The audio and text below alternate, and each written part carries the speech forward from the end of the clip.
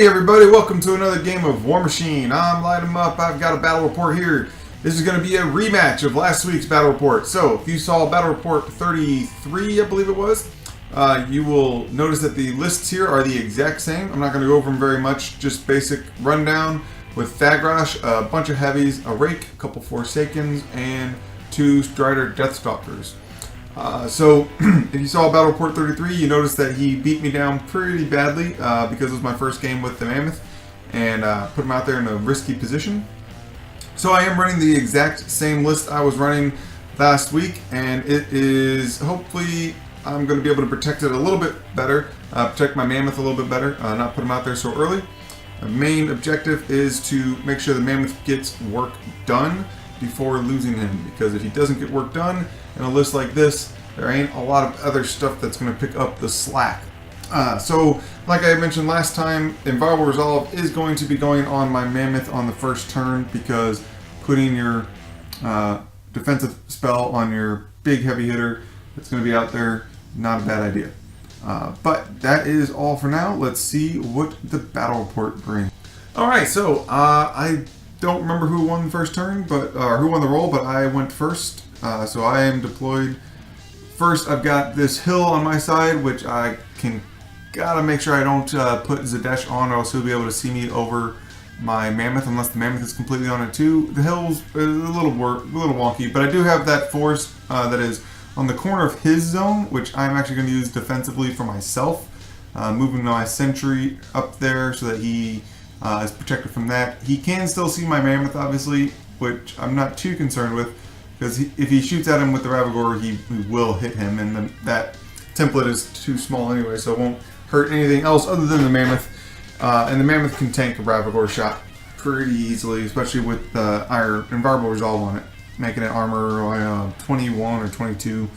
Can't remember. I think it's armor 22. But I run my cats up, and that pretty simple, basic first turn. The idea behind this is use the kitty cats to contest his zone. Don't give them all away like I did the first game, and then put some damage in, early damage in on some of his heavies. You'll see that the Ravagore did shoot one of my cats and did not kill him, did a few points of damage to him. And then the Raek moved up there behind on the top forest with the 2 Strider Deathstalkers, Typhon up in the middle, and the Seraph on the hill, basically in the middle of the board there, with Thagrosh down, threatening his zone, threatening to be able to go into his zone. So on my top flank, what will be my right flank, I have the Legends of Halaak. I did charge one into the Strider Deathstalker.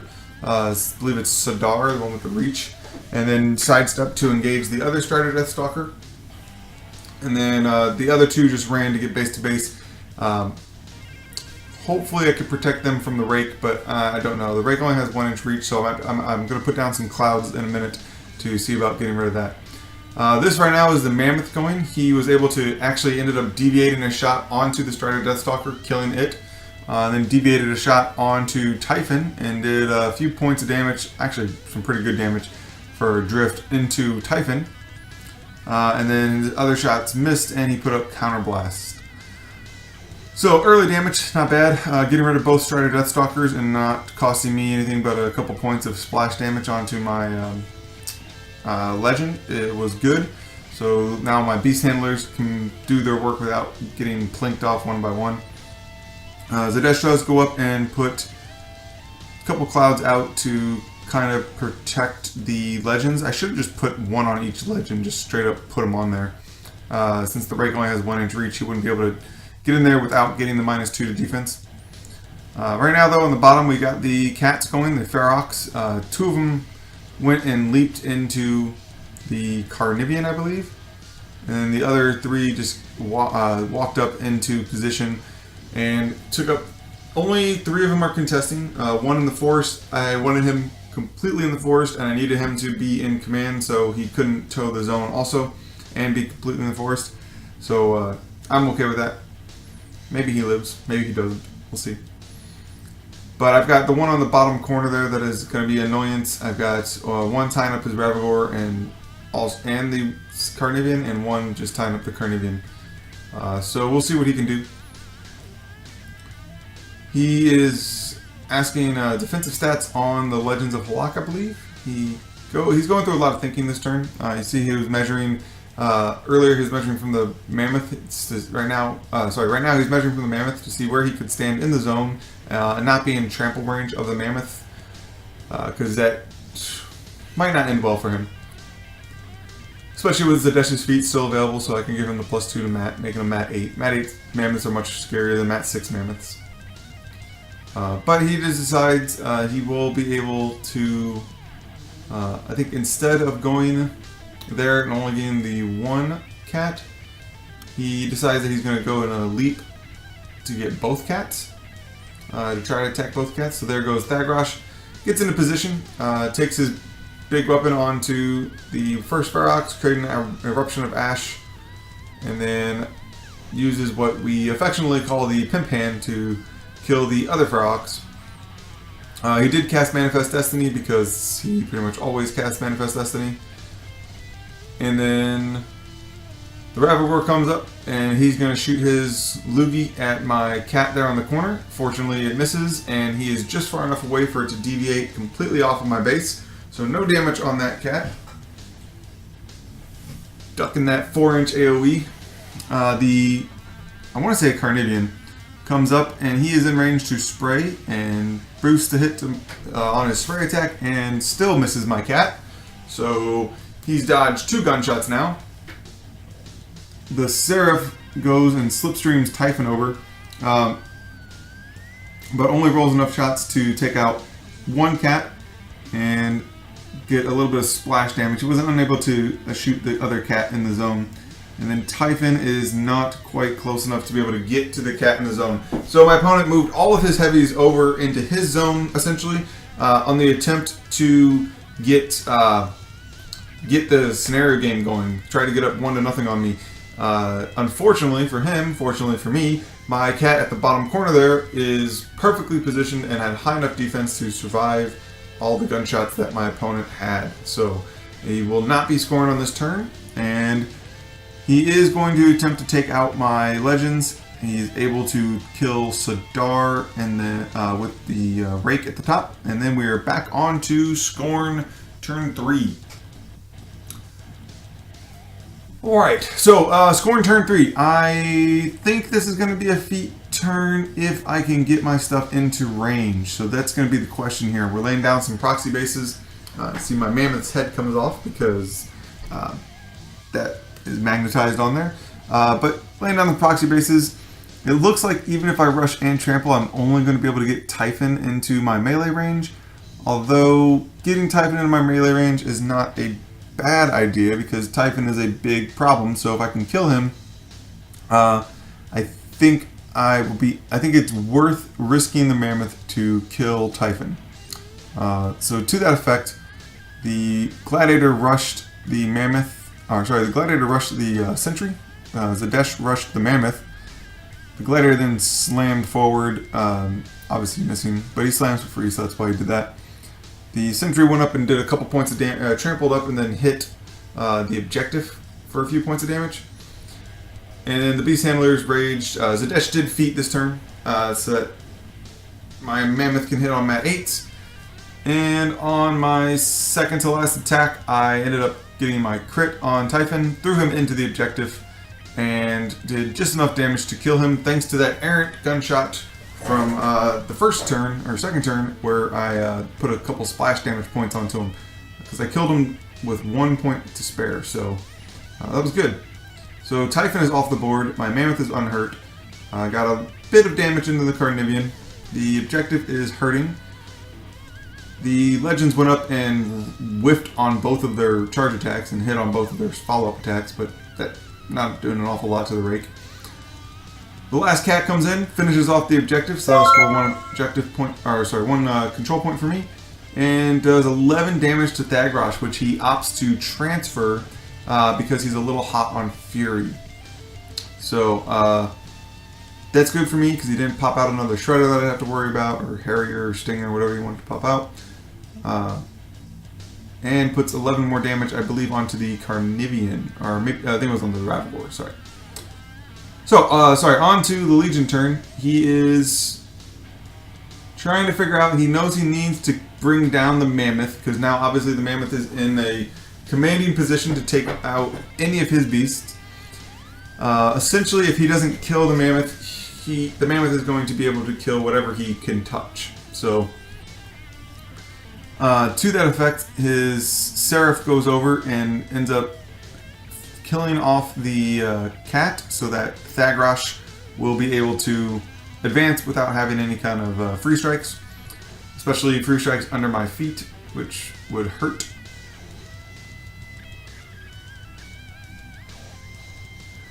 And so I think that was, he was trying to see if he could get to the spot where he would not be seen. Yeah, so we're trying to see if he can get, if Thagrosh can get to a spot where Zaadesh would not be able to see him, because he doesn't want to get charged by Zaadesh. Not a huge issue, because Zaadesh doesn't have access to Pathfinder, but so Thagrosh did charge into the Mammoth, and he started wailing on him with his full Fury load. He did pop his feet, so he will get extra swings from his beasts, movement and swings from his beasts.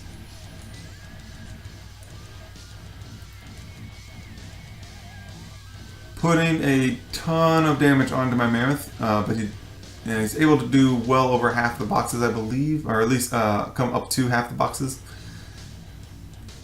And then he moves up his Carnivean. Yeah, he's measuring to see where he can get the Carnivean to. Or sorry, he was measuring to see where he could get his Forsaken to get some Blight Bombs off, since my beasts are all in that area. One of them has 3 Fury and one of them has 5 Fury, so they're all pretty hot. He sees that he can only get one of them into position to Blight Bomb. The other one doesn't have any Fury on it, so it can't Blight Bomb because he forgot to take Fury with it last turn.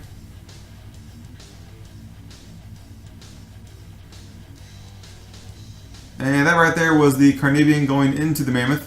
The Sentry countercharged and did significant damage. And then the Mammoth did his defensive strike and did even more damage, knocking out all but the Spirit, I believe, on the Carnivean. And yeah, it looks like he knocked out all but the Spirit. And a Broken Mind, Broken Bodies. Carnivean is sad hitting into a Armor 22 Mammoth.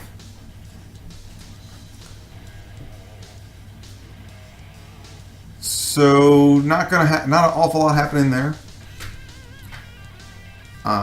Was unable to take down the Mammoth so far. He's still trying to see if he can get something else in there. He charges the Ravagore into the Sentry, triggering a counter charge from the Gladiator, which does significant damage to this Ravagore, but doesn't take out any systems, it doesn't look like.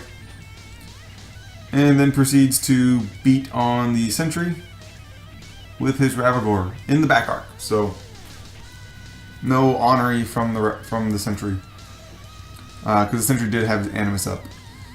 So after he finishes all that, the one guy with the Blight Bomb goes up, and there is all the Blight Bomb dice, but does not take out my Mammoth.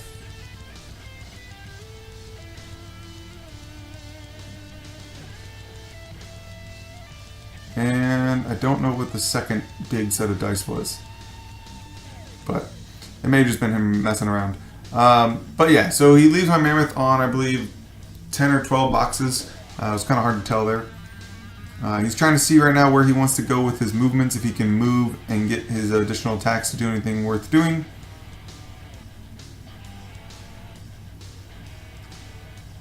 Oh, looks like he left my Mammoth on like 6 boxes, it looked like. So he charged his Forsaken in and tried to do the last few points. I believe he left my Mammoth on 3 boxes now. So it's going to be up to the feet swings from a broken Carnivean, which leaves my Mammoth on 1 box. So the Mammoth survives. Thagrosh feet manages to live with 1 whole box left. So it's good for me. We're just doing some cleanup stuff. The Carnivean, or the Sentry died to the Ravagore's feet swing, and I believe maybe a Seraph feet swing. Either way, the Sentry is dead. But the Mammoth is alive with 2 or 3 boxes. So as Zaadesh goes over, he's going to go camp in my zone. Healed up the Mammoth. The Mammoth did not frenzy, thankfully. And then the Mammoth is just going to proceed to beat on Thagrosh. And because I forgot to enrage him, I was fortunate that on my last attack, I was able to take out Thagrosh. So this will be a Skorne victory. Go Skorne. Got some redemption in there. It was kind of disheartened after playing that game from last week that I showed. And I demanded a rematch because it was just really poor play on my part that lost me that game from last week's video. But, so it was a good game. Obviously, keeping your Mammoth for that key moment is extremely important. Keeping all the damage off of him obviously helped save my life, because if there was even 2 or 3 points of extra damage or splash damage on him from a previous turn, he would have died to that Forsaken charge, actually, it looked like, probably. But anyway, so if you guys are seeing this on Monday, Tuesday, whenever I end up getting this thing uploaded, I may be changing my upload schedule to be Monday nights from now on for the next couple weeks because of college. If not, I might be able to upload them on Tuesday still. We will see. But if you're going to be at Adepticon, please hit me up on Facebook or look for me. I will be wearing my Signar black and blue bowling shirt with the Signar patch on it. I will be playing Signar and Skorne at Adepticon. I believe I'm playing Signar in the Iron Gauntlet, if I can get into it. And I'll be playing the Masters with Skorne ADR. So I hope to see you all there, and I will, if not, I will see you all next week. Have a great week.